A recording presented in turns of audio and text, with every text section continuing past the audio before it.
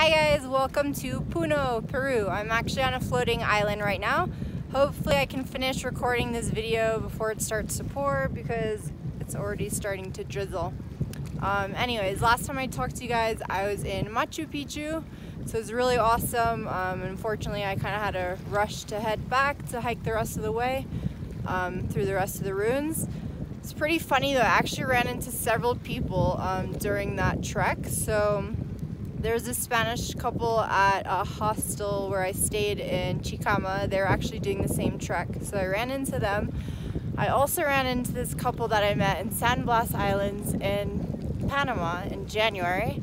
And then like on the way back at the end of the hike, I ran into this guy that I met doing the hike in Cañón de Colca. So really funny that I happened to run into all these people on the hike. But anyways, the rest of the hike went well. I forgot to tell you guys that I think it was the fourth day, but there were so many landslides. So rainy season technically ends February, but it's only March, so we're not much past that. And there were landslides everywhere, so it was pretty scary. Like we pretty much walked up to this one area where there was a tractor removing all this dirt. That literally happened probably not long before we got there. And there's this other part where we're like walking through this river, and then someone was yelling to like that like rocks were falling, and I was literally in the middle of like walking through that area, and we were like, do we go, do we stay, what do we do? And they're like, go, go, go.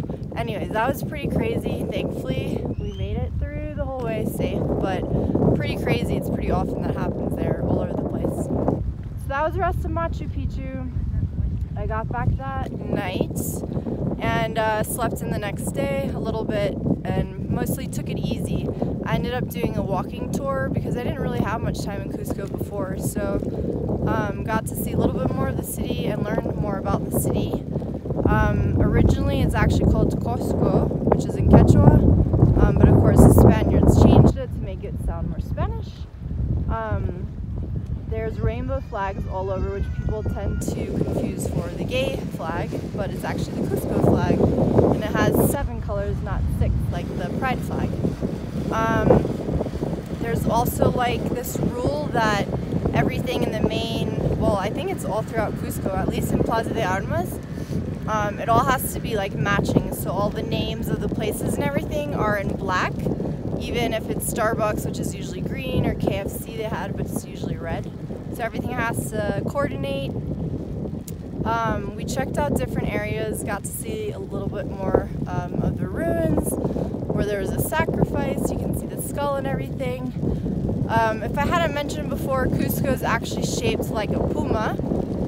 And for the Incas, Pachamama's earth, that's what it means. And they kind of thought of it as like 3 levels. So that's represented in the snake being the bottom. The puma is the earth, like the main area people live, and then the condor, the bird, is like heavens. So anyways, learned a little bit more about that. I actually got, when I was in Cusco before, the Pachamama. So I'll show you guys what that looks like. So that's what it looks like. And then it has the rainbow colors of the flag. So that was my stay in Cusco checking out. Also got to check out the San Blas area, which is a cute part of town, old streets. And we went up to Limbus, which is this resto bar that has a really nice view of the city. I'm trying to think of what else I learned about Cusco, because there was a lot of information we learned. The original Incan city is actually 2 meters below, because when the Spaniards came, they just, you know, of course, destructed everything, built on top of it, and now the city is protected. So it's protected the colonial architecture, even though the original Incan architecture is below. We also saw there's these giant stones, how the Incans, basically like their form of architecture, which no one really knows how they did it, but they're all these stones that are giant, and they're perfectly like side by side, and really cool to see that, especially since no one even knows like how they even did that.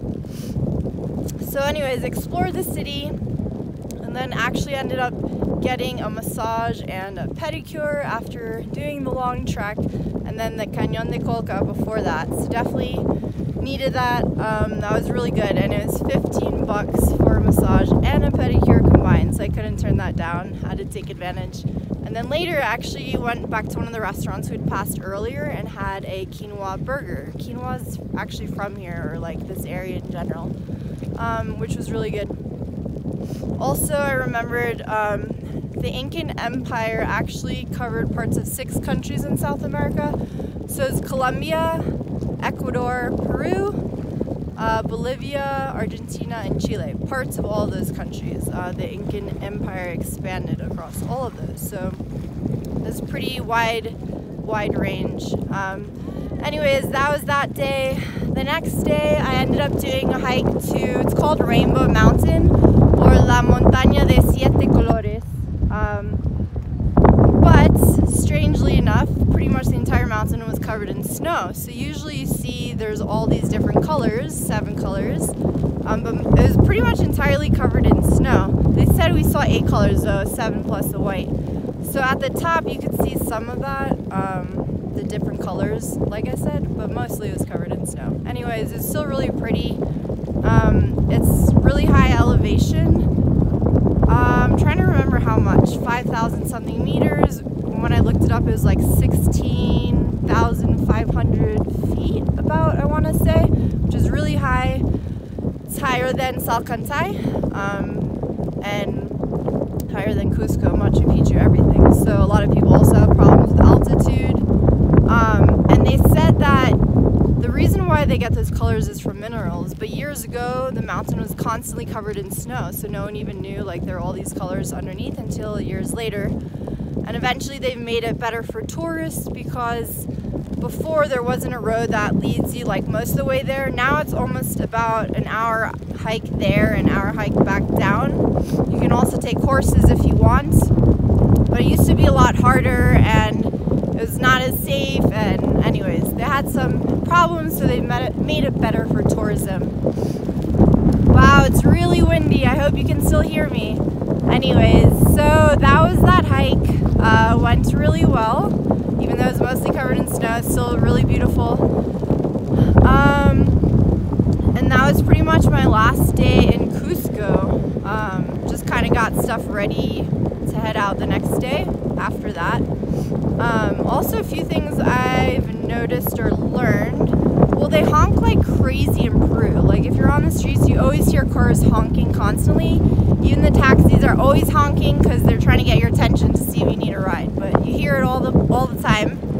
I also learned there's a lot of unfinished homes. So you'll see like the rails or whatever you call iron bars sticking out of the roofs and things like that. And the reason why is because basically to avoid paying taxes, I think it was. If your house is complete, you can pay taxes, but if it's still being constructed, you don't have to pay. So a lot of people like technically have unfinished houses, which they might finish or they might not. And also a lot of stray dogs, I've noticed. I think those were the side notes I remembered. So anyways, got to Puno yesterday evening. I'm couch surfing actually with a French guy that lives here. He's lived here for a few years. And he actually owns a sauna.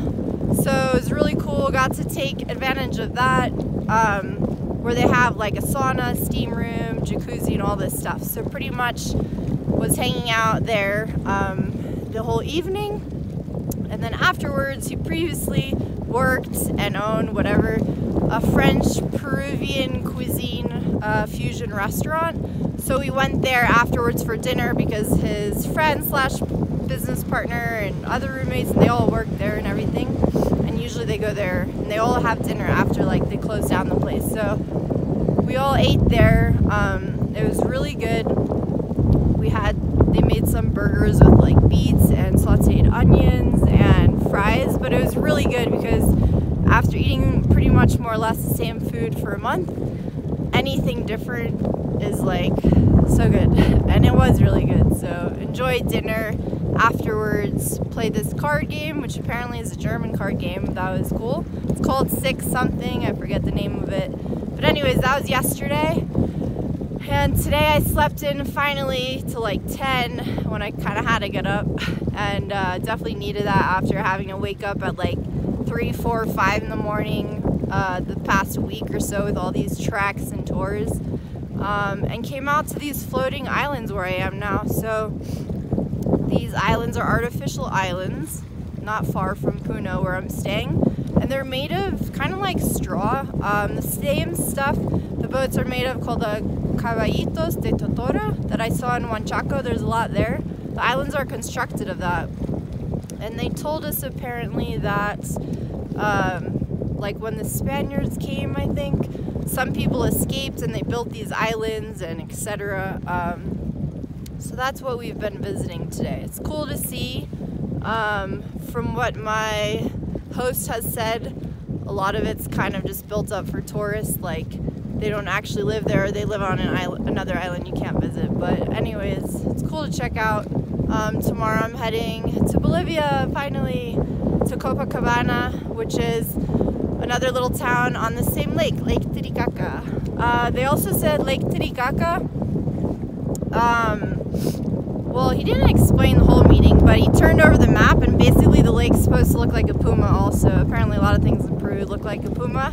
They joke around saying the tiri is the Peruvian side and the caca, which means poop in Spanish, is the Bolivian side. But apparently if you go to Bolivia, they tell you the same thing over there. So yeah, anyways, I think that's mostly it. Let me show you real quick what the islands look like. We're on the second island now. And after a little while here, we're gonna head back to Puno. We'll see what happens the rest of the evening. Probably pretty chill though.